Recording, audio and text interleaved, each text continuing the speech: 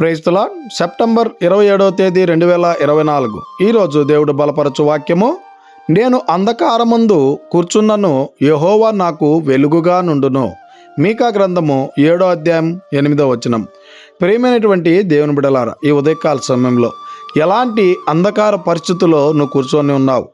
అప్పు అనేటువంటి అంధకార పరిస్థితుల్లో, అనారోగ్యమైనటువంటి అంధకార పరిస్థితుల్లో, శ్రమలు అనేటువంటి అంధకార పరిస్థితుల్లో, కష్టాలు, బాధలు, ఇబ్బందులు అనేటువంటి అంధకార పరిస్థితుల్లో నువ్వు ఉదయకాల సమయంలో కూర్చొని ఉన్నట్లయితే, ఇక నుంచైనా ఆ యేసుక్రీస్తు ప్రభుల వారి మీద నిజమైనటువంటి నమ్మకత్వము, నిజమైనటువంటి విశ్వాసము, ఆయన యందు భయభక్తులు కలిగి నువ్వు జీవించగలిగితే, నువ్వు ఎలాంటి అంధకార పరిస్థితుల్లో ఉన్నా ఆ పరిస్థితులన్నిట్లో ఆ యేసుక్రీస్తు ప్రభుల వారు నీకు వెలుగుగా ఉండి, నీకున్నటువంటి ప్రతి అంధకార పరిస్థితి నుంచి నిన్ను విడిపించేటువంటి వాడిగా ఉన్నాడు కనుక ఈ దిన వాక్యం ద్వారా దేవుడు మనలందరినీ బలపరిచి దీవించును గాక.